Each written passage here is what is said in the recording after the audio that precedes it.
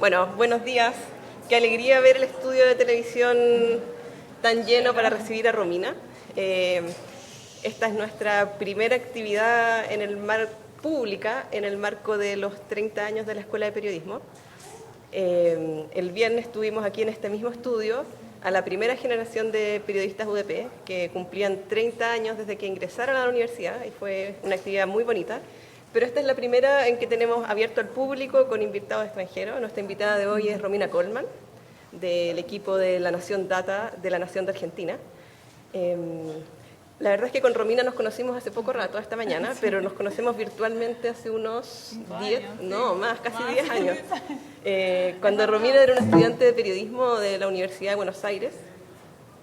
¿Está para acá? Pero se escucha. ¿Está prendido? Ah, ¿por este? Ya. Bueno, como sea. Con Romina creo que fue el año 2011, o sea, hace 7 años, recibí un email de una estudiante de periodismo de la Universidad de Buenos Aires pidiéndome ayuda con una solicitud de acceso a la información pública que había hecho. No me acordaba. Sí.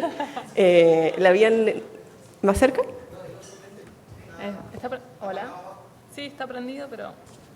A ver ahí. Hola, hola. Pero bueno, por mientras Bueno, ella estaba haciendo un trabajo universitario, su proyecto de título, sobre leyes de acceso a la información pública y había pedido a la Cancillería chilena información sobre los abogados que estaban defendiendo a Chile en la Corte de La Haya. Ella había pedido la nómina y los honorarios que se estaban pagando y la Cancillería se lo había denegado argumentando que era información estratégica de seguridad nacional y que podría tener dificultades en las relaciones internacionales, que es uno de los factores que se pueden invocar para negar información pública. Yo siempre cuento esta historia como ejemplo de que se puede pedir información desde otros países, porque si bien le dijeron que no en primera instancia, ella recurrió al Consejo para la Transparencia que le dio acceso a la información. Y fue un pequeño escándalo a nivel local, porque se veía que una extranjera, ustedes ven que se ve muy peligrosa, estaba pidiendo información estratégica y que este era un flanco para el país en momentos tan delicados como el juicio de La Haya. Yo me había quedado con la idea de que esta era una historia de éxito, de que cualquier estudiante de cualquier país puede hacer solicitudes de acceso a la información pública y tener éxito, pero ahora Romina me recordaba que la verdad es que la Corte Suprema finalmente le dijo que no, y por lo tanto la información fue declarada reservada. Pero de todas maneras yo creo que el caso de Romina es un buen ejemplo para ver todo lo que se puede conseguir y en temas quizás menos estratégicos que ese, pero que efectivamente los estudiantes pueden hacer solicitudes relevantes. ¿Okay?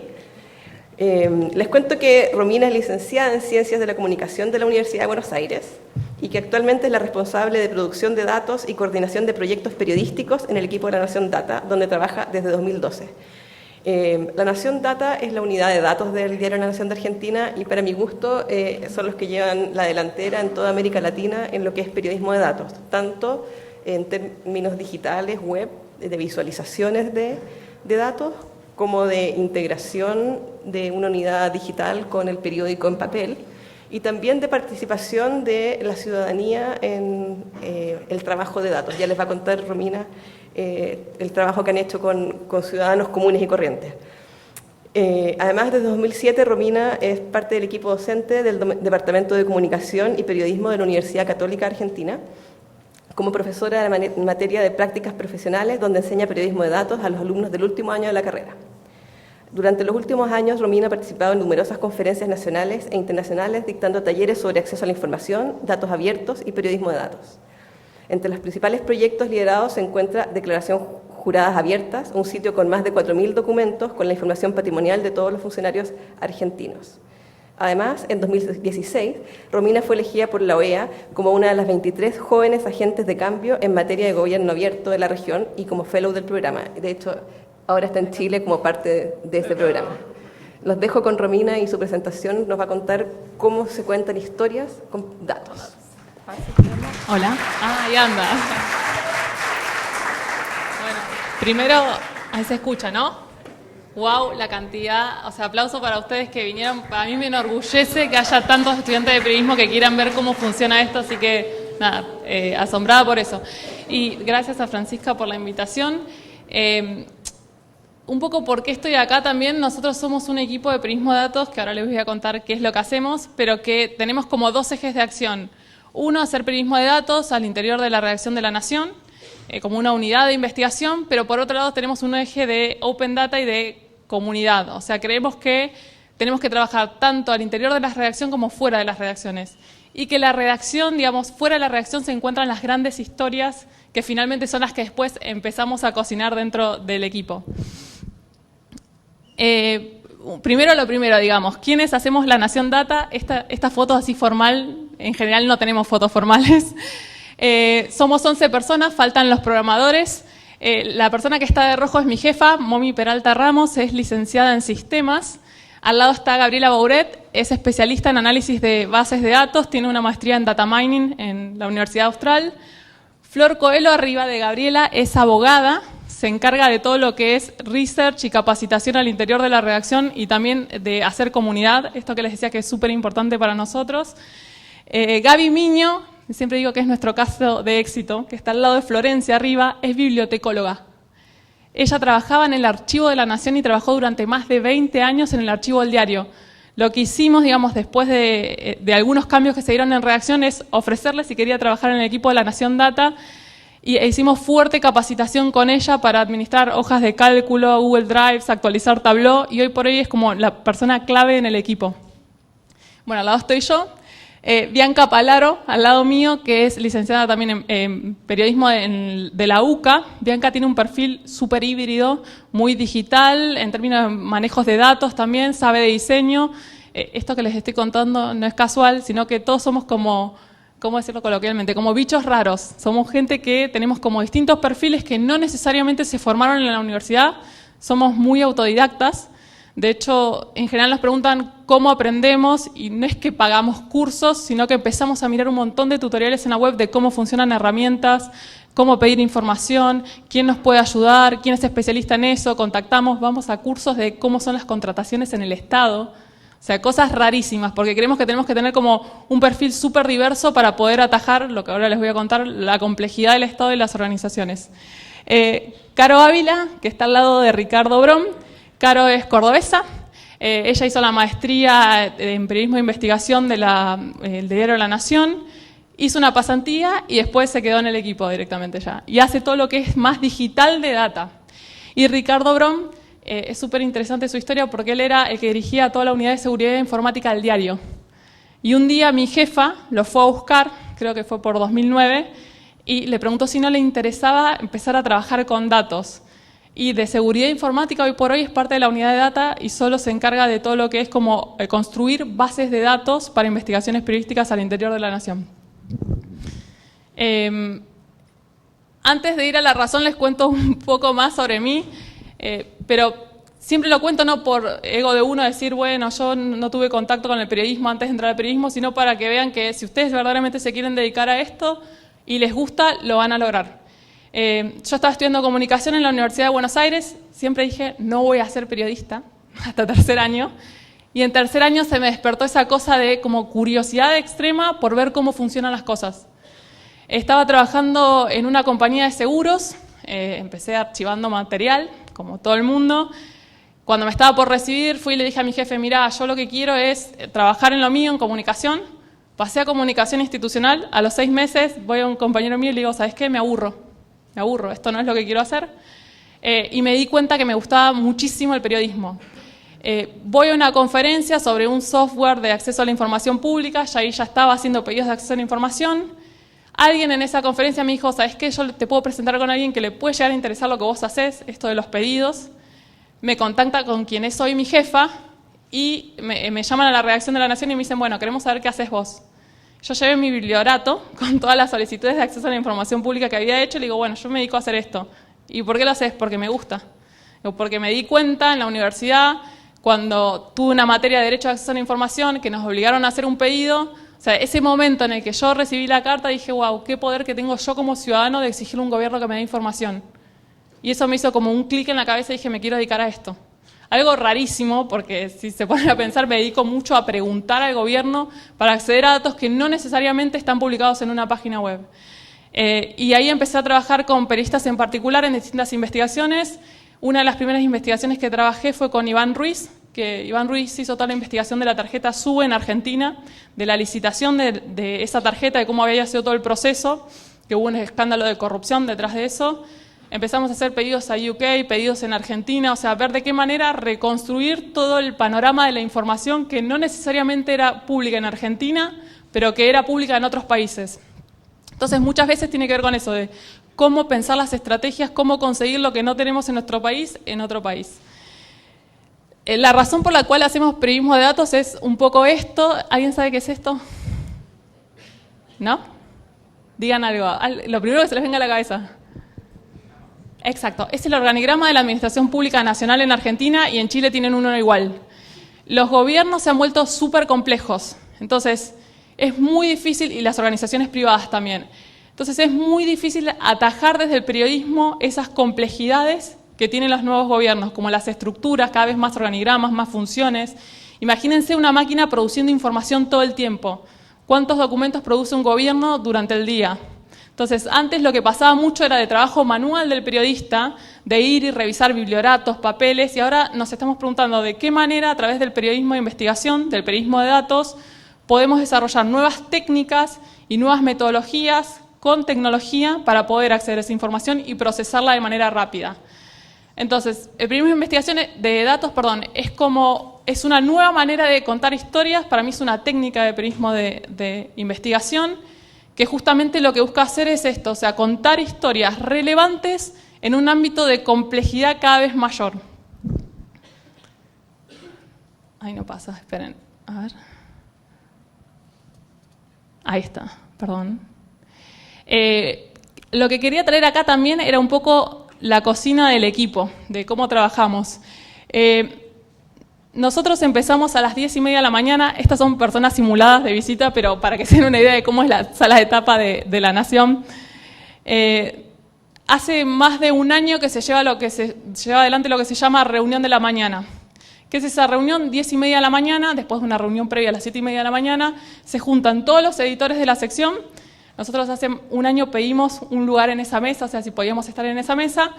Entonces todos los editores empiezan a tirar lo que tienen en el día. Sociedad dice, bueno, ya está subida tal nota, lo que vamos a hacer hoy es la cobertura del nuevo Metrobús, por ejemplo, que se va a hacer en Buenos Aires. Y Data pidió tener un asiento ahí por una razón. Nosotros en el organigrama del diario estamos dentro de redacción, pero no estamos en el mismo piso de donde suceden todas las cosas que llamamos redacción caliente. Redacción caliente es todo lo que es breaking news, política, economía, todo lo que tiene que ser ya.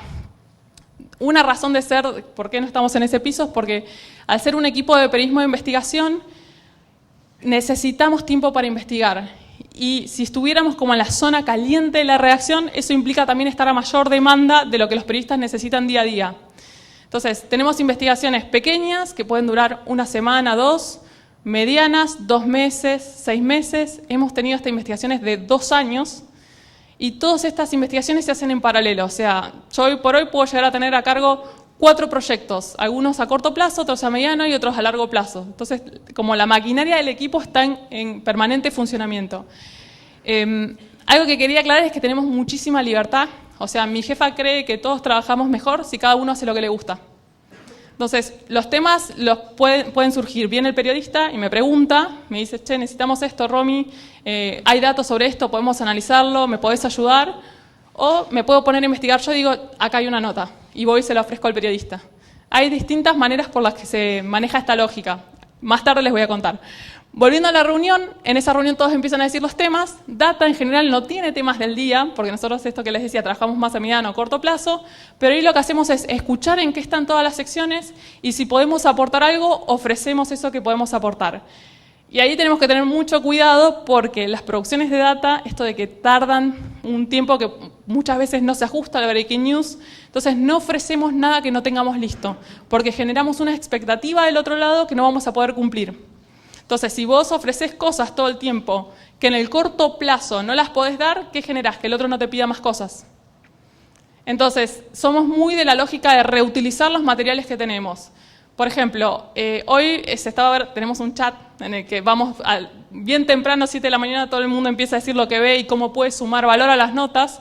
Vimos una nota de accidentes de tránsito en Argentina y dijimos, tenemos una visualización interactiva actualizada con los datos 2017 de accidentes de tránsito en Argentina. Leemos la nota, vemos si la visualización se ajusta al foco y se embebe esa visualización interactiva con los datos descargables. Entonces tenemos una lógica permanente de reutilizar las cosas que hacemos para agregar valor a las notas de redacción. Eso es como nuestra parte más breaking news, por así mencionarlo. Bueno, y también lo que pasa en esta reunión es que muchas veces nos enteramos que la redacción está en determinados temas y decimos, mira, nosotros podemos juntarnos para aportarte desde este lado. La redacción ahora de La Nación está en un proceso de cambio, de innovación permanente. Hace muy poco se dio de alta la suscripción digital. Entonces también nosotros desde el diario creemos que la manera de que las personas nos lean es a través de contenido diferencial. Y consideramos a La Nación Data como parte de ese contenido diferencial que ofrece el diario. No te estamos dando un texto plano, sin fotos, sin video, sin visualización, sino que lo que hacemos es sumarle este valor para que vos te quedes en la nota, veas la complejidad del proceso que te queremos contar y al mismo tiempo todos los datos que están detrás de eso. Por esta razón de ser también de que yo creo que ya los lectores son cada vez más críticos y no le creen al periodista por el nombre y el apellido. Antes era como demasiado común de decir, bueno, este periodista tiene un montón de credibilidad, entonces todo lo que escribe le creo porque yo conozco al periodista. Ahora, al ser más críticos, los lectores le exigen al periodista que muestre sus fuentes de información siempre que se puedan revelar, porque nosotros estamos hablando de datos públicos. Entonces, lo que el periodista está haciendo al abrir los datos en la nota, le dice, mira, yo te estoy contando esto. Si vos no me querés creer, descargate los datos y analizalos vos. Y hacé tus propios análisis, además. Entonces, es una manera de establecer una nueva relación de confianza con los lectores también. Y después tenemos algo que se llama reunión de formatos. Esto es bastante nuevo. Una vez a la semana se juntan todos los equipos, editores de todos los equipos, y empiezan a comentar qué es lo que tienen más a mediano y largo plazo. Por ejemplo, antes de que fuera el aniversario de Malvinas, el 2 de abril, 2 meses antes ya se venía preparando toda la cobertura para ese día. 2 meses antes sabíamos qué tipo de visualizaciones se iban a hacer. Entonces es la manera de enterarnos en qué está el resto de la redacción a mediano plazo y cómo data se puede sumar en eso. Nuevamente es como muchas veces somos oyentes y parece que estamos ahí y digamos, escuchamos qué es lo que están haciendo todas las áreas y no ofrecemos cosas. Tiene que ver también con esta lógica que les contaba de investigación a mediano y largo plazo. Ofrecemos aquello en los que nos podemos comprometer, pero al mismo tiempo tenemos nuestros proyectos autónomos de redacción que incubamos en La Nación Data y no podemos perder foco de eso. Por ejemplo, ahora estamos trabajando con Chequeado, que es una organización de fact-checking en Argentina, ASIG, que es una organización, una ONG que trabaja por transparencia en poder judicial, y estamos investigando las compras de medicamentos en Argentina. Entonces, ese proyecto empezó en diciembre pasado, recién ahora tenemos construida la base de datos de eso, por este tema de que los datos están en multiplicidad de sitios, que hay que estructurarlos, normalizarlos, ver la calidad de la información para después poder sacar análisis. O sea, en general, nuestra tarea es un 99% del tiempo construyendo los datos, la base, buscando la información y un 1% analizándola, que es lo más emocionante, es el paso final. Pero es tan artesanal todo que mucho del proceso todavía es como muy rústico. Por lo menos en Latinoamérica, en donde todos tenemos que... Hay información publicada, pero los datos no están estructurados, pero el gobierno lo publica de determinada manera y lo necesitamos de otra. No tenemos la información completa, entonces por ahí necesariamente vamos y buscamos en otros organismos la información. Todo eso lleva muchísimo tiempo. Esto de cómo surgen las historias, y ahora empiezo con los ejemplos. Monitoreamos las páginas web gubernamentales y leemos documentos públicos. Yo necesito saber en qué está el Estado. ¿Qué hace el gobierno todos los días? Entonces, lo primero que hago a la mañana es, bien temprano, boletín oficial de la República Argentina, donde se publican todas las designaciones de funcionarios, contrataciones, ¿qué más? Legislación o convenios que se hayan firmado con otros países, modificaciones de estructura del Estado. ¿Qué me permite esto? Y primera aclaración, no es que estoy 5 horas leyendo el boletín oficial. Hago como un rápido scanning de las normativas. Esto, si yo lo hago en el tiempo, me permite detectar patrones para investigación periodística. O sea, si yo hoy leo el boletín oficial, por ahí digo, bueno, sí, designaron al Ministerio de Seguridad, no sé, a un director, o corrieron del Ministerio de Seguridad a un director, pero si yo leo el boletín oficial todos los días, por ahí me puedo enterar de que hace un mes que vienen dando de baja direcciones. Y eso no lo voy a detectar si no lo hago periódicamente. Entonces, muchas de las cosas que hacemos es entrenar a la cabeza para empezar a detectar estos patrones que nos permitan traer historias a la redacción. ¿Los periodistas de redacción hacen esto? Claro que sí, pero con una función más orientada al breaking news. El área que trabaja a la noche en La Nación, esto se sube 2, 3 de la mañana, hace un rápido escaneo del boletín oficial y publica las principales como modificaciones o las historias más rápidas. Nosotros, con esta lógica de trabajo más a mediano y corto plazo, necesitamos detectar los patrones. ¿Qué está pasando sistemáticamente en el gobierno? Que se nos prende la lamparita para trabajar en eso. Una de las investigaciones que salió con boletín oficial fue la de las cooperativas en Argentina. Nos dimos cuenta que se contrataban muchísimas cooperativas a través del Ministerio de Desarrollo Social y veíamos hojas y hojas de contrataciones y sistematizamos toda esa información. Entonces es como la manera para entrar a las historias. Por otro lado, este es uno de los, digo uno porque son varios, los sitios de compras de Argentina. Todos los días o una vez a la semana, pero durante al menos una hora, me meto en este sitio, empiezo a ver qué está comprando Presidencia de la Nación, qué está comprando Ministerio de Seguridad, qué compra Desarrollo Social. Y ahí empiezo nuevamente a encontrar historias. De acá hemos sacado historias como, por ejemplo, compras de kilómetros para vuelos de los ministros y del presidente. Temas de controles de exámenes de salud o cuando falta el trabajo de un funcionario por parte de Presidencia de la Nación. Convenios con universidades, porque hubo toda una discusión en el gobierno, con el gobierno previo de que se contrataban muchas universidades para asistencia técnica que eran monotributistas y que no necesariamente después se cerraban las tareas. Bueno, entonces dijimos, ¿qué pasa en este gobierno? ¿Pasa lo mismo? ¿No pasa lo mismo? Todo esto el sitio de compras lo permite hacer, están los pliegos específicos y ahí nuevamente paréntesis esto de aprender las contrataciones, cómo funcionan las contrataciones. Ahí se te empiezan a prender las lamparitas de esto no es normal, acá hay un llamado de atención. También se pueden sistematizar las contrataciones y decir, a ver, contratación directa, ¿cuánto es el monto permitido en Argentina? 3,5 millones. Tengo 10 contrataciones que superaron los 10 millones. Puedo tener una historia ahí. Es decir, el gobierno está violando los límites de contrataciones y contratando de manera directa, no transparentando el sistema y cosas que no se pueden. De hecho, una de las últimas notas que hicimos, estaba este dataset, este conjunto de datos de todas las contrataciones de Argentina de 2016 y 2017, publicado en el portal de datos abiertos. Y lo primero que hicimos cuando descargamos el dataset, dijimos, a ver, se cambiaron los límites de contrataciones. ¿Qué está haciendo eso? Que vayan más por licitación pública, es decir, que cualquier empresa se pueda presentar, cualquier oferente, o están yendo más al lado de las licitaciones privadas, de las contrataciones directas o de las contrataciones por exclusividad. Y nos encontramos que en todo 2017 solo un 13% de las compras del Estado fueron por licitación pública. Eso quiere decir que están usando las contrataciones directas de manera desmedida.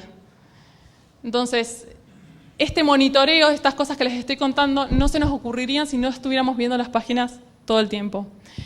Y después, no sé si se llega a ver bien, esta es la página de consulta de declaraciones juradas de la Argentina. Acá en realidad todos los funcionarios que presentan sus declaraciones juradas en el Poder Ejecutivo, es decir, ministerios, Presidencia de la Nación y también Poder Legislativo, suben a este sistema. Monitoreamos como esto que les decía, con frecuencia esta página. Dijimos, un día, a ver si hay todo un lío ahora en la Corte Suprema de Argentina de que hay algunos ministros que son más pro a abrir la información y otros que son más pro a retener la información. ¿Qué pasa si encontramos una declaración jurada de un ministro de la Corte acá? Y buscamos si había una declaración jurada de un ministro de la Corte. Y este día fue como eureka en reacción. ¿Cuál es este mensaje? Rosati, que está acá, esta es su declaración jurada de 2015. Antes de asumir a la Corte Suprema de Justicia de la Nación, los expedientes de los ministros que van a ser ministros de la Corte se presentan al Congreso. Ahí los ministros adjuntan la declaración jurada. Pero esa declaración jurada, si bien es de acceso público, uno tiene que pedir permiso para ver el expediente, solicitar la vista de ese expediente. ¿Qué hizo acá Rosati? Él cargó su declaración jurada o su contador por el sistema de impuestos de Argentina y subió directamente al sistema de la Oficina Anticorrupción. Entonces, voluntariamente está haciendo pública su declaración jurada.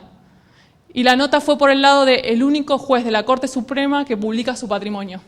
Esto generó todo un escándalo en Argentina, digamos en el buen sentido, porque primero lo que hicimos es justamente visibilizar el problema del sistema. Ningún juez abre su declaración jurada, tenemos uno que está poniendo en jaque el sistema de la Corte Suprema, por lo menos lo que piensa la Corte Suprema de Justicia. y no se hubiera encontrado esta declaración jurada si a nadie se le hubiera ocurrido, che, voy a chequear a ver si está. A ver si por casualidad no subió su declaración al sistema.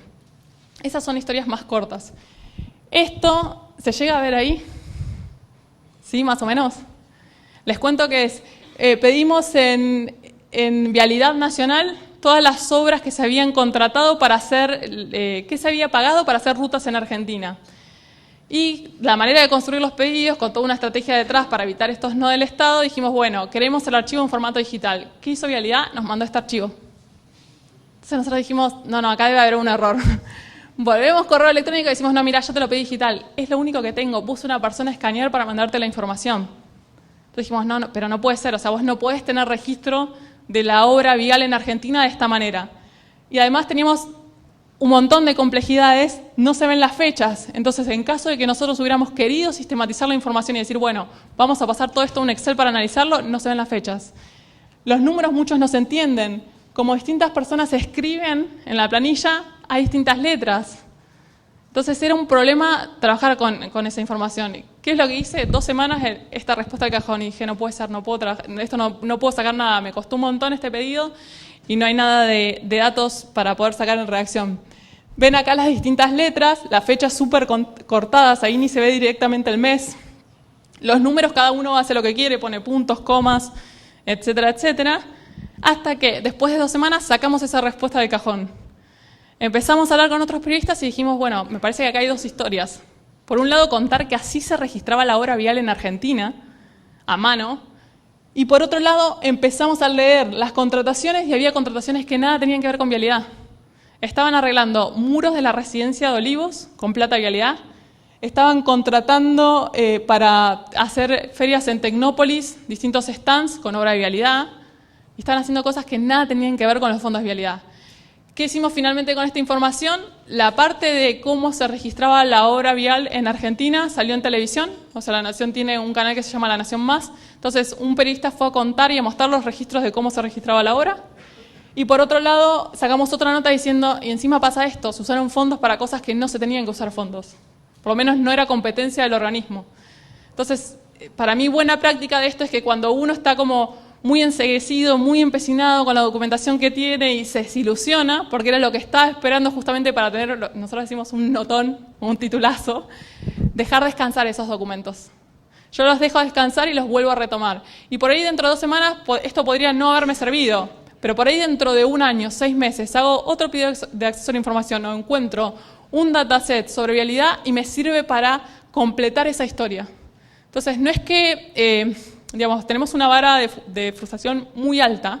Es un equipo que, primero somos convencidos de lo que hacemos. O sea, a todos nos gusta lo que hacemos y sentimos verdaderamente pasión por lo que hacemos. Pero por otro lado, no somos un equipo que si no consigue algo, va a decir, no, bueno, ya está. Listo, no lo voy a encontrar. ¿Por qué no? ¿Por qué? No está la información, no. Al contrario, siempre vemos la estrategia de conseguir esos datos de otra manera. Entonces, pensemos todos juntos, y por esto también las distintas skills que tenemos en el equipo. Donde yo hago agua, mi compañera no hace agua. Si yo hago agua en análisis de datos, yo sé que Gaby sabe un montón de eso, y me va a cubrir en eso que yo no sepa. Pero por otro lado, Gaby, cuando analiza base de datos, me dice, Romy, sentate. A ver, yo hice estas preguntas a la base. ¿A vos te parece que podemos sumar más cosas? Sí, porque en realidad Macri lo que hizo cuando sumió, veamos tal cosa de designaciones, y ahí empezamos a construir entre todos y a trabajar entre todos la base de datos. También esto que les decía, historias de patrones. Nuevamente, ¿qué pasa cuando parece que no está la información? Los jueces, en general, en Argentina, entregan formularios vacíos, no ponen sus bienes, en términos de declaraciones juradas patrimoniales, entregan documentos de impuestos, que no tienen que entregar documentos de impuestos, y por otro lado presentan cartas año a año en la que dicen, mi patrimonio no varió. Pasa 2018, mi patrimonio no varió. Pasa 2019, mi patrimonio no varió. Entonces, ¿no te varió en nada el patrimonio en 3 años? Hay una resolución del Consejo de la Magistratura, que es como el que se encarga de ver todo lo que sucede, digamos, en el Poder Judicial, que sacó justamente esta resolución que les permite hacer estas cartas a los jueces diciendo, mirá, si no cambió tu patrimonio de un año a otro, hace una carta y ya está, se considera como una declaración jurada presentada. Entonces, esta sucesión de cartas que encontramos en los jueces, nuevamente detectamos el patrón y dijimos, ¿está bien que durante 5 años consecutivos no te haya variado ni siquiera la plata en la caja de ahorros? Entonces es un poco visibilizar lo que no funciona del sistema. Sacamos varias notas de esto lo trabajamos con Iván Ruiz y con Maya Jastrzeblaski. Lo de Freiler más con Iván Ruiz. ¿Cuánto cobraban los magistrados? Empezamos a ver, porque en Argentina parece algo muy, muy básico, pero todavía temas de salarios cuesta mucho que se abran. Empezamos a ver las declaraciones juradas para ver el promedio de lo que cobraban. Después, cuáles eran los funcionarios más ricos. Freiler como camarista y el ranking. Y empezar a medir ya cuando tenemos series históricas de documentos de un año al otro, ver cuánto le creció el patrimonio. El crecimiento superó la inflación. En el caso de Freiler, por ejemplo, que ahora acaban de pedir las declaraciones juradas para investigarlo, le aumentó el patrimonio un 183% en un año. Entonces, digamos, Ballesteros, Freiler también, un 75%. Entonces es llamativo. Lo que hacemos es trabajar los documentos públicos para decir, está pasando esto. ¿Hay alguien que esté mirando las declaraciones juradas? Y todo empieza así siempre. Es una caja e información. O sea, vivimos llevando cajas. O sea, lo gracioso es que somos un área digital que trabaja con tecnología y datos, pero si ustedes miran mi escritorio está lleno de papeles. Porque, ¿qué hacen los organismos, por ejemplo? Cuando responden, me mandan la respuesta digital y me mandan el papel por carta certificada para asegurarse que efectivamente me llegó esa información. Y las declaraciones juradas llegan así todavía. Ahora están mandando más en PDF, pero todo empieza así. Empezamos a ver los documentos, estas hojas no coinciden, va de la hoja 2 a la 4, falta una hoja, le escribo al Consejo de la Magistratura, falta una hoja en la declaración jurada. Entonces, mucho tiempo de verificar en qué estado está la información. Miren lo que son, cómo completan las declaraciones juradas, algunos con máquina de escribir todavía. Y tachan más de lo que corresponde, porque no pueden poner la ubicación, pero en este caso la ubicación tiene que ver con la localidad, y tacharon la localidad. No es necesario tachar la localidad donde se encuentra el bien. O sea, si está en Mendoza, podés decir que está en Mendoza, lo que no podés revelar es la dirección. Y tratamos de pasar todos esos datos a mano a un Excel. Y ahí es donde empezamos a ver esto de los crecimientos patrimoniales. Hacemos tablas dinámicas para hacer estos rankings. Muchas veces, cuando hay distintas monedas, empezamos a pasar las monedas dolarizándolas o pasándolas a pesos, teniendo en cuenta X día para la conversión. O sea, diseñamos una metodología de análisis de datos. Pero también tenemos como otras historias un poquito más largas. Y traje esto porque lo publicamos recientemente, pero es un caso que seguro todos están al tanto, del Lara San Juan, que es el submarino que desapareció en octubre en Argentina y todavía no se sabe nada de eso. Todo esto empezó con una inquietud de un periodista. Se acercó Pablo Fernández Blanco y lo que nos dijo es, mira, me parece que hay algo que no se está contando. ¿Qué pedido podemos hacer sobre el Lara San Juan? Entonces yo ahí le digo, bueno, déjame pensar un poco, investigar un poco cómo funciona el sistema. O sea, los buenos pedidos se hacen cuando uno investiga y sabe sobre el tema. Si uno quiere hacer un pedido en este momento, seguramente tenga un montón de huecos de información. Entonces tienen que convertirse en corto plazo en tratar de ser los más expertos que puedan sobre ese tema. ¿Qué es lo que estaba pasando en ese momento? Todo el mundo pedía las auditorías del Lara San Juan, las contrataciones, a ver qué fallas había habido con anterioridad. Y lo que dijimos es, bueno, primero, hay algo que se llamó procedimiento de búsqueda y rescate. Todo esto lo aprendimos también investigando el tema, que se llama SAR, que es el momento en el que un organismo de Argentina que firmó un convenio internacional tiene un procedimiento y determinada cantidad de días para llevar una búsqueda intensiva del submarino. Entonces dijimos, bueno, preguntemos cuánto salió el SAR y si estaba previsto y contemplado eso en el presupuesto nacional. Pero por otro lado, después hablando con Pablo, le digo, ¿sabes qué? Voy a hacer una batería de preguntas. Digo, por ejemplo, me interesa saber más cómo es todo el tratamiento de la Armada en relación a los familiares y a los tripulantes en sí. Y esto tiene que ver un poco más también con humanizar los casos. O sea, la data tiene que ser una excusa siempre. Entre un dataset o un pedido de acceso a la información y la nota periodística hay todo un camino, y ese camino es el periodismo. Y nunca se lo pueden olvidar. O sea, nunca entre un dataset y una nota es una producción automática de un artículo periodístico. Además, podrían cometer un montón de errores. Entonces, nosotros lo que hicimos fue preguntar por los seguros de vida de los tripulantes del Lara San Juan. Esto fue en diciembre y en fines de enero, 31 de enero, llegó la respuesta y ahí nos enteramos que más de la mitad de los tripulantes, 32, las familias iban a cobrar solo 50.000 pesos de seguro de vida. Solo 12 tripulantes, que creo que puse acá, sí, tenían un seguro de vida colectivo que iba entre los 600.000 pesos y los 822.000. Este seguro de vida colectivo era un seguro opcional, entonces estas 12 personas eran las únicas que habían pagado aparte un seguro opcional. Independientemente de esto, no nos quedamos con esto y empezamos a averiguar con la Armada qué estaba pensando para los familiares. Entonces, lo que se va a hacer en principio es darle una pensión a cada una de las familias de los tripulantes del ARA San Juan, pero por otro lado, becas de estudio, entre otras cosas, a todos los hijos, incluidos los hijos por nacer, es decir, las madres que están embarazadas y que están por tener su hijo. Entonces, para nosotros esto es un caso de éxito, entre comillas, desde el punto de vista de que tratamos de ver siempre qué parte del sistema no se está viendo. O sea, no caer en los lugares comunes. A ver, todo el periodismo está viendo auditorías, contrataciones, matafuegos, documentos de la Armada, que no estábamos viendo. Entonces, muchas veces ese ejercicio es...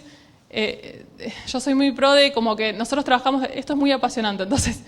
Trabajamos de lunes a viernes, pero el fin de semana trato de no tocar una computadora. ¿Por qué? Porque las mejores ideas para mí le ocurren a uno cuando uno no está pensando en esas ideas. Y no está forzando todo el tiempo de qué no estoy viendo, qué no estoy viendo, qué no estoy viendo. Entonces por ahí estás hablando con tu mamá, con tu novio, con una amiga o con quien sea, y tenés ese momento eureka que decís esto tengo que preguntar. Y para poder hacer buenas preguntas y seguir trayendo buenas historias a la redacción necesitamos ese tiempo de ocio para poder ser más creativos. Y esto de los abogados también lo fuimos a hacer en Argentina el año pasado. Había muchísimas notas, nosotros se habrán enterado todo el problema con los holdouts que viene desde hace rato, y había un montón de notas de, bueno, cobraron los fondos buitres, bueno, el gobierno firmó un convenio, etcétera, etcétera. Y esto lo hicimos también con Pablo Fernández Blanco. Lo que dijimos es, no se sabe cuánta plata se le pagó a esos abogados. Entonces, él me decía, no, pero hay notas. Y empiezo a buscar las notas, leo las notas y ninguna nota estaba documentada. Y tiraban cifras redondas de 400.000 millones de dólares, no sé, cosas así muy grandes. Y alguien fue a pedir los documentos. Entonces, ¿qué hicimos con esto? Lo primero que, nuevamente, intentamos hacer es entender cómo funcionaba el sistema. Entonces, empezamos a reconstruir el proceso de contratación de los abogados en el Estado. Primero, nos enteramos que quienes pagan los abogados, sí o sí, tiene que ser el ministerio donde está el problema. En este caso era Economía, hoy por hoy Economía está dividido en Hacienda y Finanzas. Dijimos, bueno, listo, ya sabemos que la plata sale del organismo que tiene el problema. Después, nos enteramos que se publicaba en Boletín Oficial el contrato con el estudio jurídico que contrata Argentina. Entonces, ¿qué hicimos? Fuimos a buscar el contrato con el estudio jurídico que se publicó en el Boletín Oficial. ¿Qué me permite eso? Ver todas las cláusulas del contrato. Y ahí empezamos a leer y decía, bueno, por ejemplo, si los abogados tienen que hacer calls, no van a cobrar por las calls que hacen desde Estados Unidos. Pero si los abogados tienen que viajar, Argentina le tiene que pagar el pasaje ese por el viaje. O le tiene que pagar viáticos por XX cosas. Leer cómo funciona el sistema te da ideas de cuál es tu rango de información que vos podés pedir y hasta dónde podés pedir. Porque si pedís algo que el Estado o el gobierno no sistematiza, nunca vas a obtener esos datos. Entonces lo mejor que puedes hacer es investigar cómo funciona eso. ¿Qué hicimos? Ingresamos un pedido de acceso a la información a Hacienda y le dijimos, mirá, nosotros sabemos que vos contrataste a este estudio jurídico que era Cleary, que es re famoso en el mundo. Cleary, Gottlieb, Steen y Hamilton. Queremos todos los pagos que le hiciste a ese estudio jurídico, que especifiques el concepto por el cual le pagaste, es decir, si compró una Coca-Cola, cuánto salió la Coca-Cola, y al mismo tiempo la fecha de pago. Y esto, ¿por qué le estoy pidiendo fecha de pago? ¿Para qué me interesa la fecha de pago? Para hacer análisis de información. Yo no hubiera podido construir esta visualización con los años de los pagos si no hubiera pedido la fecha. Yo necesito saber en qué año se pagó más y por otro lado me doy una idea de qué gobierno fue el que estuvo pagando más estudios jurídicos y empezar a hacer comparaciones con los años de pago. Después van a ver que hay una asesoría de Kravat y ahí está, Pollack el mediador y este es otro estudio jurídico. Este estudio jurídico, el que ven en rosa, fue un estudio jurídico que contrató Argentina cuando asume el gobierno, Mauricio Macri de gobierno. ¿Por qué? Porque quieren cambiar la estrategia de negociación, entonces sigue teniendo poder el primer estudio jurídico, pero contratan otro para sumar una beta en la estrategia. Y el otro es el mediador. Entonces pudimos contar esta historia de, cuánto se le pagó a los estudios jurídicos que justamente estuvieron gestionando el tema de los fondos buitres. Esta es la respuesta de Hacienda. Ahora podemos hacer los pedidos por la computadora. ¿Qué es lo que hacen? Nos entregan un PDF con un archivo embebido que solo podemos ver por Acrobat Reader. como las paradojas de las barreras que se van generando en el acceso a la información. Te dan la información, pero vos para poder abrir la información tenés que tener determinado tipo de programa. Esto es una de las cosas que en breve tendrán que cambiar. Parte de la información estaba así. Ay, no me quiero cruzar. Se ve el año, la fecha de pago, la moneda de origen. Fíjense las pestañas por los distintos estudios jurídicos. Y eso es muy importante, ¿por qué? Porque entregan la información en distintas pestañas, pero yo para poder analizarla necesito construir una base que esté en una misma hoja. Y por otro lado, en algunos casos había más detalle. Fíjense, ¿qué es lo que nos dijeron acá? Che, hasta esta fecha la realidad es que se pagaba así. Después de esa fecha empezamos a ver un poco más los conceptos. Entonces el mismo Estado sistematizaba, dependiendo de los años, la información de manera distinta. Había pago, lo primero que hacemos es revisar la base en general y decimos, bueno, ¿qué hay en esta base? Pagos en dólares, pagos en euro, pagos en pesos argentinos creo que también, el monto que se le pagaba. Entonces teníamos que convertir todo para poder analizarlo. Y terminamos haciendo esta base. Fíjense, eso SIGADE que dice ahí, no nos importa, es una fecha, es un número de codificación interna que usa la administración pública para el registro de las órdenes de compra. Después teníamos el nombre del estudio jurídico, vencimiento que tampoco nos interesaba, pero tratamos de construir siempre la información lo más completa posible, porque si después nos damos cuenta que hay una columna que nos puede volver a servir, hay que volver a reconstruir toda la base de datos y eso puede generar problemas. Entonces ponemos la mayor cantidad de columnas y después por ahí analizamos 2 o 3. La moneda en la que se pagó, el importe en la moneda de origen que se pagó, el importe en pesos y el importe en dólares y el año. Y así es como hicimos el análisis de los datos. Nos tuvimos que ir al Banco Central a buscar las cotizaciones de esas monedas en las fechas de pago para hacerlo lo más riguroso posible. Entonces esto fue una nota de una producción de más allá del pedido de acceso. Con el pedido de acceso fueron 2 meses y medio más o menos. El análisis de los datos siempre lleva una semana y media, depende cuánto uno le dedique en horas de trabajo. Y lo que tratamos de hacer siempre es, sabemos que el dato es aquello que te puede generar una relación de confianza mucho más fuerte que con el lector, pero es lo más fácil de desmentir si vos te equivocás. Entonces tratamos de que nuestros archivos, o sea, los análisis que hace cada miembro del equipo, los mire otro miembro del equipo. Porque nosotros al ver tanto la base de datos, la información, ya nos acostumbramos tanto a la vista de esos números que no vamos a ver errores. Entonces, esto me lo revisa Gaby, siempre. Si Gaby hace algo, me dice, Romy, dale una mirada. Y tratamos todo el tiempo de ir pasándonos los trabajos, no solo para ponernos al tanto de lo que está haciendo el otro, y ahora les cuento algo que hacemos también los lunes, sino también para que no se nos escapen cosas, porque es muy fácil de desmentir si nos equivocamos, porque justamente te pueden decir, Romina, no es esa la información que vos publicaste, no es la que yo te di. Entonces tratamos de hacer como blindados y esto del chequeo y el rechequeo de los datos. Tenemos una reunión a la mañana de 20 minutos los lunes que se llama, 2 cosas, tenemos un G-Docs que se llama Wikiminuta, que lo que hacemos ahí es, todos los lunes todos los miembros del equipo ponen las tareas que piensan hacer en la semana. Por ejemplo, hoy tengo reunión de sumarios con política, reunión de la mañana, voy a SIG para trabajar el proyecto de compras públicas, cosas así. Entonces ahí todos los miembros nos enteramos en qué está la otra persona del equipo. Estas fueron cosas que fueron surgiendo con el correr de los años porque empezamos a sentir una demanda de esto de, che Gaby, no sé en lo que estás. Vos por ahí me contás, vamos a almorzar y me decís lo que estás, pero en general a veces se me escapan cosas tuyas. Momi, ¿vos en qué estás? Ricardo, ¿qué vas estás bajando? Entonces esta es una manera de, si yo quiero saber en qué está el resto del equipo, empiezo a leer todo el detalle de la Wikiminuta. Y después tenemos otra cosa que es como los eventos de la semana. Si vamos por ejemplo, hoy que yo vengo acá, va a estar registrado en la Wikiminuta. Voy a poner charla en la Universidad Diego Portales. Si tenemos un evento en otro país, bueno, evento en este país.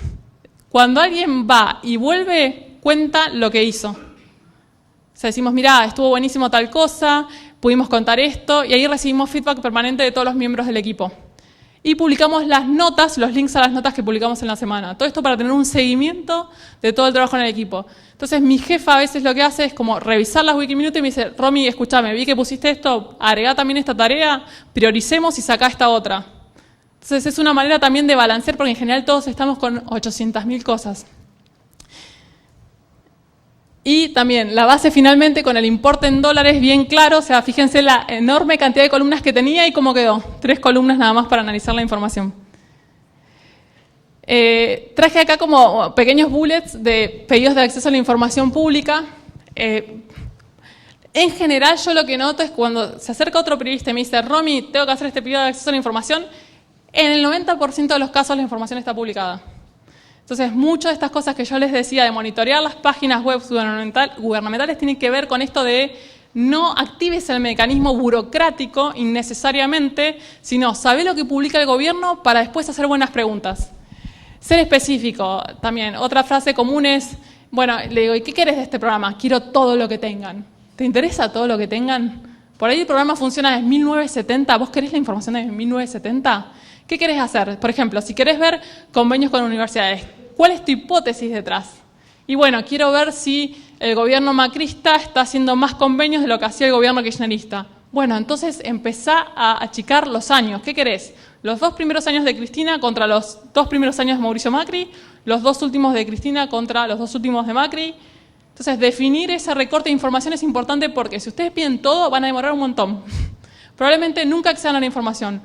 Lo que puede pasar, la otra cosa es que le entreguen toda la información y tarden meses en procesarla. Entonces, ustedes mismos se están metiendo en un brete de, les llegan millones de documentos, millones de Excel que van a tener que sistematizar. Que en definitiva van a querer eso, acortar para poder contar una buena historia. Evitar los no. Esto tiene que ver con cosas de la práctica que nos fuimos dando cuenta de muchos organismos que contestaban. Por ejemplo, la información que usted pide está en este link. Y vos sabías que la información estaba desactualizada. Entonces, a partir de ahora, cada vez que hago un pedido en el que pido información gubernamental que tiene un link directo para consultar esa información, al final del pedido pongo, aclaro que los datos que estoy pidiendo en esta web se encuentran desactualizados. Entonces, nunca más me pueden redireccionar, me pueden dar una respuesta de visitar el link, porque ya les dije que no está ahí actualizado. Lo del tiempo que les mencionaba, ser redundante. O sea, nosotros siempre decimos, bueno, si te pido cantidad, te especifico número. Si te digo motivo de, por ejemplo, por el cual clasificás sumarios de funcionarios, te estoy diciendo tema. ¿Eso qué hace? O sea, el funcionario público piensen que al momento de leer el pedido de acceso a la información de ustedes no los tienen adelante. Entonces, ante la duda, lo más probable es que no los llamen. Son pocos los funcionarios que dicen, che, mirá, vos presentaste esto, me genera dudas esto. Entonces, ¿qué hacen? Le dan curso al pedido con lo que ellos interpretan que vos quisiste pedir. Y si la respuesta no es satisfactoria, perdieron días de investigación. Yo siempre lo que digo es eso, yo tengo un costo temporal de investigación en la redacción. En general, con pedidos de acceso a la información no tenemos nada hasta dentro de 2 meses. Por eso también lo que hacemos es mandar una batería estratégica de pedidos y después empieza a caer los archivos, la información, los datos, lo que sea. Entonces, siempre pensar esto, digamos, de blindar el pedido de acceso a la información. Tiro otra frase que uso para atajarme. Por ejemplo, si yo quiero pedir, volvemos a los sumarios de los funcionarios, sumarios de funcionarios públicos, y yo sé que hay sumarios que son por sanciones disciplinarias, pero no sé qué otros sumarios abren dentro de Cancillería, por ejemplo, porque la realidad es que no conozco el sistema, porque como ciudadano no tengo que conocer el sistema de sumarios de Cancillería. Entonces, lo que hacemos es pedir sumarios abiertos, por ejemplo, cerrados, disciplinarios o cualquier otro tipo de categoría que contemple el Ministerio de Relaciones Exteriores. ¿Qué hago ahí? Le digo, yo te pido esto y esto, pero si vos tenés más, dame todo lo que tengas. Porque ahí también pueden cometer un error. Si ustedes publican, por ejemplo, bueno, Cancillería solo abrió sumarios disciplinarios y de X tipo. Después Cancillería te puede decir, no, vos me pediste eso y yo te di eso, pero en realidad yo tengo más. Entonces también es una manera de cubrirse ustedes con qué es lo que están pidiendo. Y ahí me quedó desag, pedir información desagregada. O sea, para poder ver el detalle de las cosas hay que ver información desagregada. Esta es una periodista que ahora está trabajando en ProPublica, y acá yo tengo como una discusión, lo traje para plantearles eso.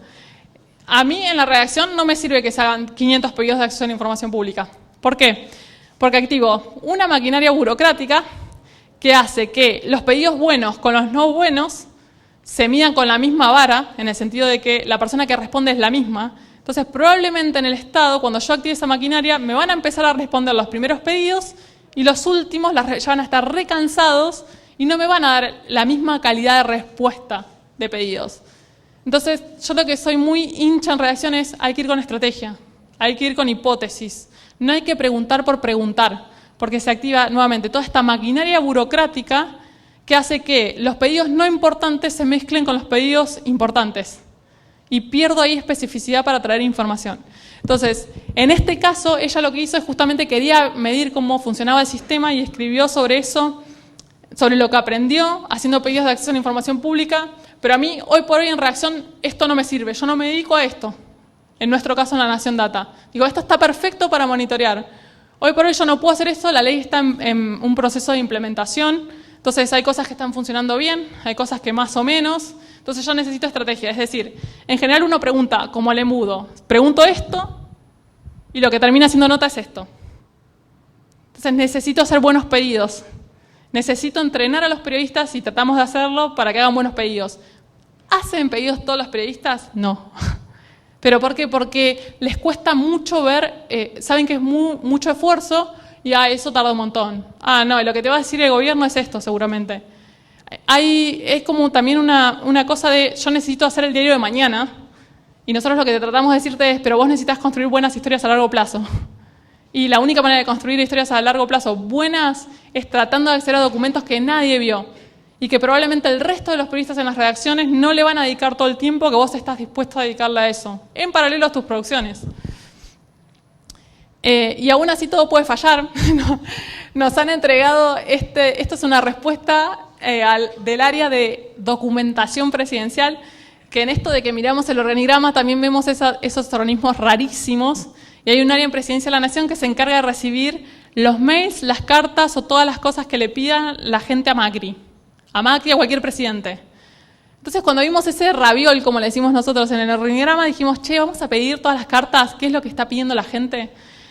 Y la respuesta llegó en PDF 900 hojas, clasificadas por fecha del pedido de la persona, la clasificación, o sea, que estaba pidiendo empleo, seguro, etcétera, etcétera, y el organismo al que se deriva en general la respuesta. Es poco lo que lleva a la Secretaría Privada del Presidente. Entonces, en general, cuando es algo de empleo, se manda al Ministerio de Trabajo. Cuando es algo de Seguro Social, Ministerio de Desarrollo Social, y así todo. Hay pedidos muy curiosos, personas que estaban pidiendo trabajo en la Secretaría de Inteligencia, que hoy se llama AFI, personas que pedían al presidente ser padrino de sus hijos, muchos reclamos por empleo y por seguros, o sea, tanto en Cristina, hicimos este recorte, Cristina y Macri, el último año de Cristina y el primero de Macri. No variaban mucho las primeras temáticas, o sea, la gente estaba demandando mucho empleo, o sea, poder trabajar, mucho tema de subsidios, de seguros, pero también empezamos a buscar estas cosas raras de la base. También había un par que decía queja por la política, entonces uno decía insultos. Entonces, como que sistematizan toda la información que llega, es un equipo de 4 o 5 personas más o menos que solo se dedica a eso. Y algunas cartas, esto que les decía, que llegan a la Secretaría Privada. Y después otras cosas que hacemos es esto de mirar los datasets, los conjuntos de datos que publica el gobierno en el portal de datos públicos, pero ellos publican la data cruda y nosotros empezamos a hacer estos análisis. En la Argentina hay desde hace años como una cosa de que todo el mundo siempre dice de ningún presidente designa jueces, están todos los juzgados colapsados, nadie está, digamos, porque los concursos son muy largos, entonces tienen que tener aprobación de la Honorable Cámara de Diputados, que lo manda el presidente de la Nación, todo ese proceso demora un montón, y analizamos el dataset de designaciones de jueces. Entonces nos dimos cuenta que por año Macri era el que más había designado, pero también nuevamente hicimos periodismo. No nos quedamos con ese dato, dijimos la nota podría haber ido por el lado del título de Macri, el que más jueces federales designó. No, lo que planteamos finalmente en la nota, hablando con fuentes, esto lo hizo Iván Ruiz, es justamente se están designando un montón de jueces, pero se están designando en posiciones claves. Posiciones que políticamente podrían llegar a convenirle al gobierno. Entonces, sobre esos datos empezamos a investigar qué estaba pasando y qué es lo que decían las fuentes. Lo sacamos de acá, el portal de datos abiertos del Ministerio de Justicia. La base era esta, o sea, nombre del juez, DNI del juez, en qué juzgado fue designado. Era mucho más amplia que jueces federales, tenía defensores públicos, fiscales y toda la justicia nacional. ¿Por qué hicimos foco en la justicia federal? Porque es la justicia clave de cualquier gobierno. Entonces empezamos a segmentar la base. Agregamos columnas, buena práctica, nunca tocamos la base original. Si alguna vez bajan un archivo y tocan la base original, cometen un error, es lo más difícil de reconstruir. ¿Dónde cometieron el error? Entonces nosotros lo que hacemos es mantener todas las columnas de azul, son como venía la base, y las columnas que están en naranjita los agregados nuestros para poder hacer otros tipos de análisis. También chequeamos la base, muchas veces tienen problemas de calidad, entonces empezamos a ponerle filtros al Excel y empezar a ver, bueno, donde dice presidente, ¿están los presidentes o aparece un número, por ejemplo? En el caso que esté viendo compras, ¿los datos de los montos de compras están en formato número? Porque si no están en formato número no los voy a poder analizar en una tabla dinámica. Entonces hacemos como unos primeros controles de calidad para ver en qué estado está la información. Después, agregados de la base para análisis, empezamos a establecer las fechas de inicio y finalización de cada una de las presidencias y sacamos los días que estuvo ese presidente, los meses y los años para pasar finalmente, ahí están las distintas fórmulas, a este tipo de análisis. Empezar a ver, por ejemplo, qué meses designaron más jueces para ver si tiene que ver con el momento previo que se cierra el Congreso o el momento en el que el presidente, por ejemplo, va al Congreso. ¿Quiénes designaron más jueces? Ahí está toda la justicia federal, no solo los jueces por presidente. Ahí ven al lado la tablita con la que nos vamos guiando para dividir la cantidad de jueces por los años de mandato de los presidentes. Y son acá hay más análisis. Por ejemplo, ahí ven en esta tabla los fiscales designados por año de gobierno. El que más fiscales designó es Cristina Fernández. Entonces, nosotros lo que hacemos con el periodista es ofrecerles distintos recortes de este análisis, de la información, y decirles, mira, en general viene y te dice, mira, Romy, me interesa solo justicia federal y quiero ver jueces federales. Los nombres, por ejemplo, los tiene en la base, entonces él puede ir indagando sobre los nombres de los jueces designados. Pero al mismo tiempo decimos, che, mira, te segmentamos justicia federal, nacional, fiscales, defensores, si vos querés, podés sumar esto en la nota. Por eso siempre es como un trabajo de... el periodista de La Nación Data más el periodista que también está haciendo la nota desde política, o sea, se pueden cometer muchísimos errores si hay descoordinación en esos procesos. Acá hay más análisis. Y esto de los errores comunes de las planillas de cálculo, siempre hacer una copia. Cuando trabajamos grandes volúmenes de información, lo que hacemos es, por ejemplo, salarios del Estado al 10 de abril de 2018. Si la trabajo mañana, y nuevamente es mucha información, salarios del Estado al 11 de abril de 2018. Entonces no se pierden las versiones. Y en el caso de que me dé cuenta en la versión de hoy que me equivoqué hace 2 días, puedo volver a la versión de hace 2 días. Sin, digamos, tener que reconstruir toda la base. Explorar durante un buen tiempo la base, esto que les decía de ponerle filtros y empezar a ver los datos. Ir guardando la información parcial con fechas. Mantener las columnas originales. Chequear siempre contra información original, o sea... En esto de los jueces estaban los números de los decretos del boletín oficial y yo me empecé a abrir un par de decretos del boletín oficial para ver si me estaba pasando algo por alto. O sea, a ver, ese decreto que tiene, por ejemplo, el nombre del juez, la fecha en la que se designa, para entender también si hay una fecha de designación de boletín oficial, que la hay, y hay una fecha de designación del juez propiamente dicha. Entonces tengo que entender cómo funciona el proceso y para eso tengo que consultar necesariamente los documentos públicos. Y aprender a lidiar con las dificultades, porque muchas veces lo que pasa es, esta base tiene problemas de calidad, no la voy a trabajar. Entonces vemos de qué manera empezamos a contactar al ministerio y le decimos, justicia, mira, esto está desactualizado, ¿vos me lo podés desactualizar? Sí, ya está actualizado, pero tiene estos problemas, hay números en estos campos y no tiene que haber números. Ok, bueno, va al área. Y todo el tiempo estamos como tratando de interactuar para mejorar la calidad de las bases. Por eso es importante esto que les decía de la comunidad. Nosotros conocemos muchas personas de distintas organizaciones, incluso funcionarios del Estado, porque necesitamos sentarnos para decirles mejoren esto. Yo para poder analizar necesito que vos mejores esto. Entonces yo sé a quién llamar por teléfono cuando tengo esos problemas y no tendría el teléfono de esa persona si no salgo de la redacción también y no trabajo fuera de la redacción. Y otros trabajos del equipo, les quiero mostrar, esperen, este trabajo de Nisman, está acá, voy a poner un video en grande. A ver. Miren.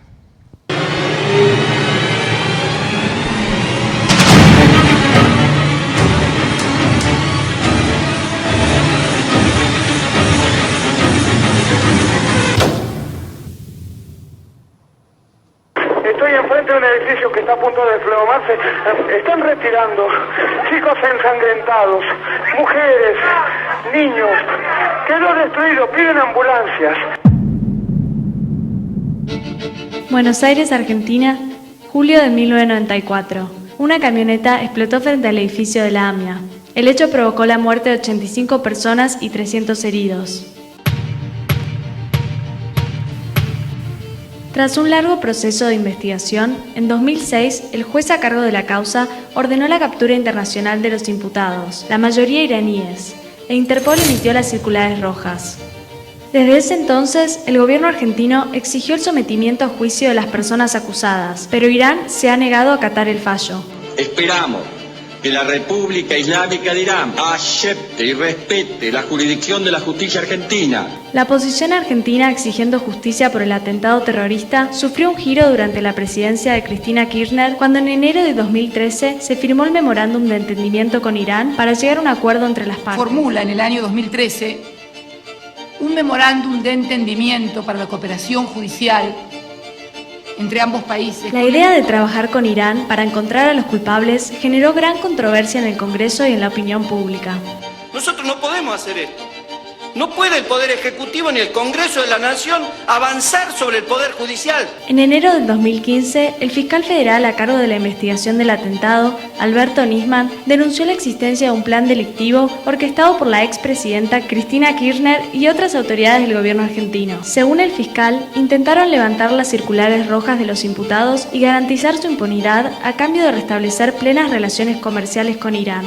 El memorándum se firma en el 2013 y se lo plantea como el inicio de un proceso de una negociación para destrabar la causa. Eso es una gran mentira. La firma del memorándum es la finalización de un proceso de impunidad que empieza 2 años antes. El fiscal Alberto Nisman entonces fue encontrado muerto adentro de su departamento. Un día antes de presentar su acusación, hayan muerto al fiscal en su departamento. La causa de su muerte aún está siendo investigada por la justicia, pero el caso movilizó a toda la sociedad argentina que espera una respuesta. Luego de su muerte y durante el gobierno de Cristina Kirchner, la denuncia fue archivada por diversos jueces, hasta que a fines del 2016 y con otro gobierno en el poder, se reabrió la causa. La principal prueba que tuvo a disposición Nisman para la elaboración de su denuncia fueron miles de escuchas provenientes de un teléfono intervenido por la justicia. Las escuchas se filtraron y varios medios publicaron audios aislados. Desde La Nación Data decidimos combinar tecnología y trabajo colaborativo para encarar la clasificación y el análisis de cada uno de los 40.353 audios. Primero utilizamos sin éxito tecnologías incipientes de Machine Learning y Voice Analytics, pero eso arrojó resultados infructuosos. Entonces elegimos usar la plataforma Voz Data, una aplicación de código abierto que desarrolló La Nación con el apoyo de Open News y Civicus Alliance. Subimos los audios en 2 etapas y los usuarios a distancia comenzaron a escuchar y clasificar según las categorías establecidas. Finalizada la clasificación inicial, empezamos a investigar la base de datos que incluía la metadata de los audios a través de filtros y Control F. Porque se trataba de información personal y sensible, trabajamos con un grupo cerrado de voluntarios. Nos ayudaron personas comprometidas con la causa de distintas provincias de Argentina y otros voluntarios de Uruguay, Ecuador, Venezuela y México. La mayor parte del trabajo se realizó de forma remota, pero también convocamos a participar de 4 maratones cívicas en la redacción del diario, a las que llamamos escuchatones. Ahí, el equipo compartió su conocimiento sobre la causa y se clasificaron miles de audios nuevos.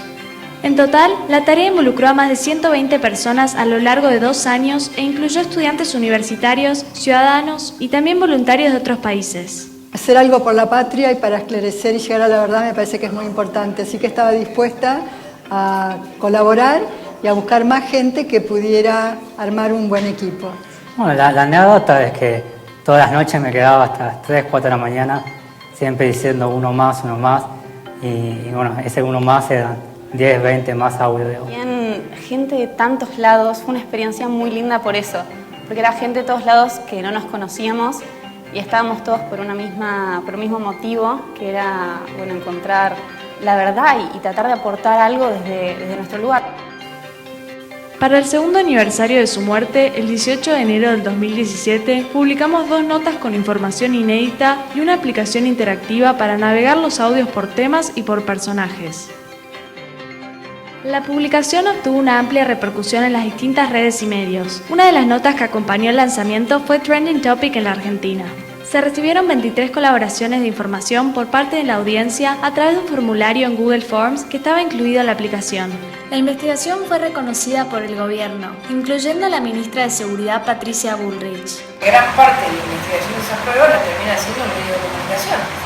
La base fue requerida por la Justicia Federal, que analiza la acusación por traición a la patria del hoy ex canciller Héctor Timerman. Lo que aprendimos desde La Nación Data es a nunca pensar que un proyecto es imposible. Con un equipo comprometido, la tecnología correcta y un esfuerzo en común, cualquier dato puede ser transformado en una historia que impacte.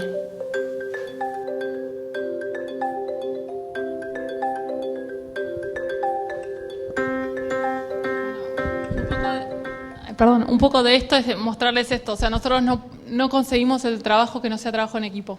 O sea, hoy por hoy, si pensamos el periodismo 20 años atrás, que el periodista trabajaba solo en su escritorio con su computadora, que este es mi tema y no me toques mi tema porque yo soy el que trabaja los temas de gobierno en Casa Rosada, eso prácticamente no existe más. Y tratamos desde la redacción, desde todas las áreas, de romper esos nichos justamente porque el trabajo en equipo es el mejor trabajo. Esto, insisto, si no hubiéramos trabajado con voluntarios y con este grupo cerrado, que ahora les cuento por qué era un grupo cerrado, no hubiéramos podido hacer esto en 2 años como lo hicimos, lo hubiéramos hecho en 5 o 6 años y hubiera tenido sentido y hubiera sido oportuno dentro de la agenda periodística, de la agenda pública. Entonces lo que hacemos muchas veces es pensar esas investigaciones un poco cross, decir a quién podemos llamar, quién se puede interesar y empezar a delegar habilidades en todo lo que es la sociedad civil y los estudiantes. Así que eso, nada más. Gracias.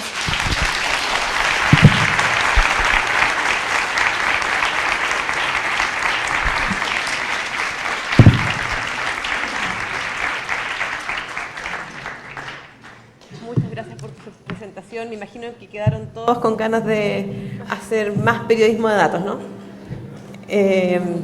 Yo conozco a otras personas del equipo, conozco a Gaby, a Momi, a Ricardo y claro, quizás está como, se subentiende lo que habló Romina, pero es un equipo con mucha mística y como dices tú, que centra todo su proyecto en el trabajo en equipo. Yo creo que es clave para el periodismo de investigación en general.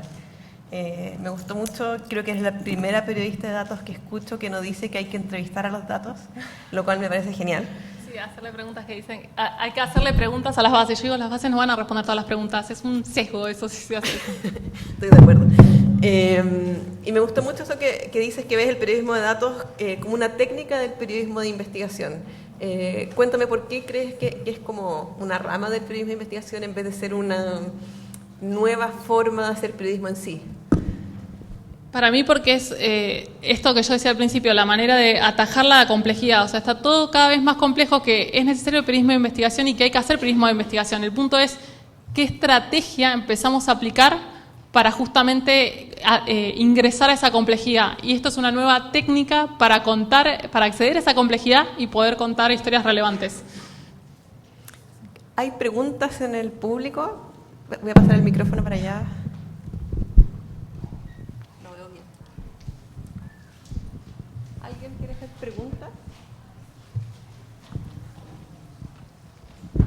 Hola, yo tengo una pregunta que tiene que ver con que a muchos nos pasa que como que le tenemos terror a los números, sí, terror al Excel, y claramente esto requiere de trabajar, o sea, de entender el Excel. ¿Qué recomiendas tú? ¿Cuál era el acercamiento que tenías antes? ¿De qué manera logramos como romper ese pánico que en general muchos tenemos? Yo le decía a Fran antes de entrar que yo tuve una sola materia de periodismo en mi universidad, de redacción periodística, y nunca vi Excel. Nosotros todo lo que aprendemos empezamos a ver tutoriales. Por ejemplo, si decimos, bueno, tenemos 2 columnas, ¿cómo calculo la cantidad de días entre 2 fechas? Google. ¿Cómo calcular cantidad de días entre 2 fechas en un Excel? Entonces, mucho es de autodidacta y créanme que todos los tutoriales que uno necesita para aprender están en la web. Por eso yo así hincapié mucho en tener personas curiosas en el equipo. Yo me doy cuenta cuando alguien no tiene ese brillo en los ojos, que no le gusta lo que está haciendo. O sea, me doy cuenta al toque.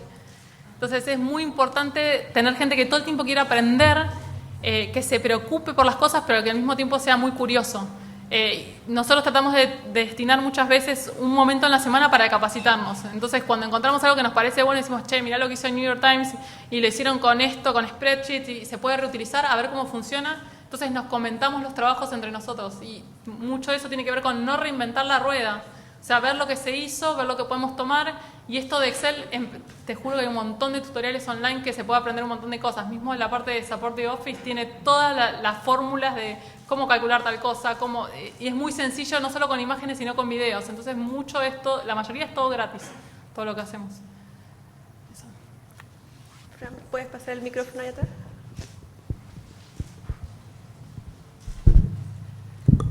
Hola, yo tengo una pregunta. A mí me pasa que, ¿cómo puedo saber yo a qué información tengo derecho a acceder? Sin, por ejemplo, no sé de leyes, no estudié derecho, y cómo sé si yo tengo las de ganar en una pelea y decir, no, yo tengo derecho a acceder a estos datos contra el gobierno, por ejemplo. ¿Cómo se informan? Nosotros ahí decía que Flor es abogada, pero Flor no ejerce la abogacía. Básicamente, nosotros lo que hacemos es tratar de pensar, bueno, ¿se paga con fondos públicos, sí o no? Y si tengo dudas, muchas veces esto que les decía de la comunidad, llamo a alguien de, por ejemplo, así, que son todos abogados y trabajan en justicia. Che, ¿esta información debería ser pública? Entonces ellos te dicen, sí, no, sí, pero tené cuidado, por ahí puedes preguntar de esta manera para acceder a esta parte de la información que es pública y esta no. Entonces, muchas veces esa red de contactos es la que nos ayuda como a ver si la información es pública o no. En general, jamás llamamos a las ONGs para preguntarles eso, ¿pero por qué? Porque estamos convencidos que lo que pedimos es público. Lo que pasa muchas veces es que con eso que es público incomoda a un gobierno. Yo digo, si incomoda es relevante y hay que seguir preguntando y hay que forzar a que esa información sea pública. Pongo un ejemplo para cerrar. Yo estoy como ahí con un reclamo en la Agencia de Acceso a la Información Pública porque la ANSES, quien tiene a cargo todas las pensiones y las jubilaciones de todas las personas de Argentina, no me liberó la información de las jubilaciones de los ex legisladores y ex ministros de Argentina. Entonces, yo sé que cuando un pedido me cae en la dirección de jurídicos, voy a tener lío. O sea, voy a tener lío de que va a haber burocracia ahí. Después de pasar 45 días en la dirección de jurídicos, la dirección de jurídicos me dijo, ¿sabes qué? Aclarar tu pregunta porque es mucha la información. Entonces dije, no, mira, 45 días te tomaste para decirme eso, reclamo en la agencia. Y eso ayuda a ajustar procesos y es la Agencia de Acceso a la Información, que en este caso es el Consejo para la Transparencia, el que puede decir al organismo, mira, estás respondiendo cualquier cosa. Y ponen alerta. Así que muchas veces los reclamos sirven para eso, para traccionar información pública. Me gustaría agregar algo, ya que hay tantos estudiantes. Yo creo que hoy en día cualquier periodista tiene que saber de memoria a qué tiene derecho y cuáles son los límites del acceso a la información pública. Antiguamente, cuando yo empecé a reportear, esto no existía y por lo tanto uno trataba siempre de conseguirse todo por debajo. Hoy en día yo creo que cualquier investigación periodística tiene que partir con una solicitud de acceso a la información pública y si van surgiendo nuevas preguntas, hacer más en el camino. Yo creo que es clave para poder hacer buenas investigaciones periodísticas hoy en día tener los documentos a la vista. ¿Más preguntas? Pero, ¿puedo hacerlo yo primero? Ya, Romina, que yo creo que también es súper necesario hacer como un paralelo con lo que está pasando en Chile. En mi opinión personal, yo creo que en Chile todavía estamos muy atrasados con el tema de visualización de datos, más allá de una infografía con el texto. Y yo creo que en gran parte es porque en Chile, en el periodismo, no existe como esta lógica de un equipo multidisciplinario que tienen, por ejemplo, ustedes en La Nación Data. Entonces quería, si nos pudieras dar como algún consejo de cómo formar estos equipos, de cómo trabajan periodistas con programadores, con abogados, etcétera. O sea, cómo surgió por lo menos allá. Bueno, eso lo puede responder mejor Momi, pero voy a decir lo que Momi me contó de cómo hizo con nosotros. El proyecto de La Nación Data no es que lo fuimos a proponer primero en una primera instancia y en una primera instancia nos dijeron, ok, armen el equipo. Costó que, digamos, se entendiera y nosotros tuvimos que mejorar cómo explicar de por qué era necesario un equipo de periodismo de datos en el diario de la Nación. Por un lado se piensa que el periodismo de datos es caro porque decís, no, tenés que utilizar X herramientas para procesar la información, programas, y la realidad es que el 90% de las herramientas que usamos son gratuitas. En cuanto a la formación del equipo, creo que Momi lo que hizo ahí es darse cuenta que ya el periodista per se que se sienta en un escritorio y escribe no es suficiente para la nueva era. Entonces empezó a pensar en qué habilidades podemos traer que sean distintas, que se complementen y que permitan tratar mejor la información. Entonces, digamos, nuestro trabajo con esto de las visualizaciones que comentabas, no es que nosotros hacemos las visualizaciones, hay un equipo de diseño interactivo en La Nación. Lo que hacemos es, aprendimos a sentarnos con ellos y a pensar las cosas en equipo, en conjunto. Entonces el visualizador pone sus limitaciones de diseño y vos le decís, bueno, pero lo más importante o el foco de la nota es esto. Y para traer estas habilidades, sabemos que no se están formando en las universidades. Entonces, muchas veces los encontramos en las comunidades, justamente. Vemos a programadores que no solo son programadores que están con la computadora, sino que se interesan por los datos, se interesan por la información pública. Y esos perfiles son los que queremos traer. Por otro lado, yo me reía el otro día, le decía a Momi, bueno, el próximo perfil que tenemos que sumar es un economista o un sociólogo. Esto de pensar cosas distintas, que no necesariamente una redacción tiene que estar formada por periodistas. Pero no es que cada uno tiene un trabajo muy específico y una habilidad específica. Lo que yo tengo que tratar de aprender o lo que los distintos miembros tienen que tratar de aprender es cómo pedir las cosas al otro miembro. Por ejemplo, no programo, pero yo sé que el programador usa GitHub, sé que es un issue, o sea, sé de qué manera le puedo reportar incidentes y trato de entender las limitaciones y digamos, el espectro de su trabajo. Y eso nos permite hacer a los dos mejor el trabajo. No sé trabajar bases en SQL, pero sé que Gaby sabe trabajar bases en SQL y si yo le entrego un archivo con 5 millones de registros, lo va a poder procesar. Entonces es empezar a aprender qué puede hacer el otro y cómo trabajar en equipo. Y esto, insisto, los distintos perfiles necesarios para una redacción. Y perdón, se me acaba de ocurrir algo. Por ahí para incentivar un poco el periodismo de datos creo que más que nunca ahora decís, necesitas producir un diferencial en tu medio de comunicación. ¿Cómo producís ese diferencial? Con personas que hagan cosas distintas.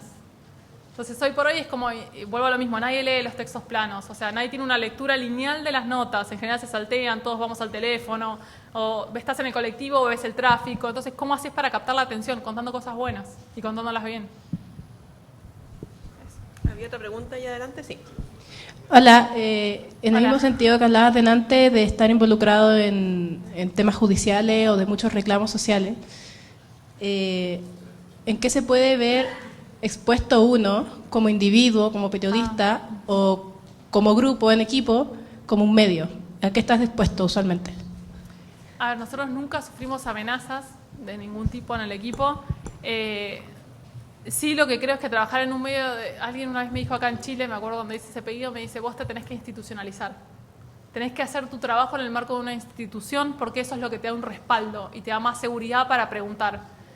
Entonces, eso como que también me hizo un clic y dije, es verdad, o sea, si yo voy a preguntar cosas de cuestión de seguridad nacional, necesito tener una espalda atrás que me genere cierto tipo de protección. Y digo cierto tipo porque hay denuncias de amenazas en Argentina de distintos periodistas, no es que uno se va a blindar.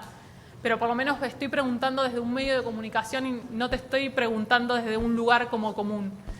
Entonces, lo que tratamos de hacer a veces, dependiendo del lugar donde preguntemos, sí es como decir que, si bien la ley no lo exige, estamos preguntando desde el diario La Nación. Eso por dos cosas. Una, para no me respondas estupideces, porque es probable que esto salga publicado. Pero por otro lado, para decir justamente lo que vas a decirme va a salir publicado. Y te lo estoy preguntando no ya como Romina Coleman, sino desde un medio de comunicación. Entonces esas son como distintas cosas que, todo esto que les digo es de práctica, porque no es nada que yo no, o sea, mis aprendizajes tienen que ver con laburar en esto, como decimos los argentinos. Entonces son cosas que fui aprendiendo. Sí, obviamente, cuando tenemos cosas que hablar, a veces, principalmente con gente de política, que estamos más en investigaciones a largo plazo, nos juntamos en una salita del diario y lo hablamos. O, por ejemplo, yo siempre cuento de que cuando se empezó a trabajar Panama Papers, la redacción olía a algo, o sea, ¿qué pasa que están yendo salitas, que se están moviendo de un lugar a otro? Era como, todos somos periodistas. Entonces nadie podía decir nada, nadie sabía nada, pero todos estábamos mirando atento que algo estaba ocurriendo en redacción. Y estos cuidados justamente de que no se filtre la información, más aún trabajando en una redacción. Y de guardar reserva y de tratar de establecer como canales seguros para por lo menos mantener conversaciones importantes. A veces decimos, bueno, lo hablamos cara a cara, por las dudas. Ya, pues muchas gracias, Romina, por venir, súper interesante. Esperamos tenerte pronto de vuelta. Muchas gracias a todos por venir.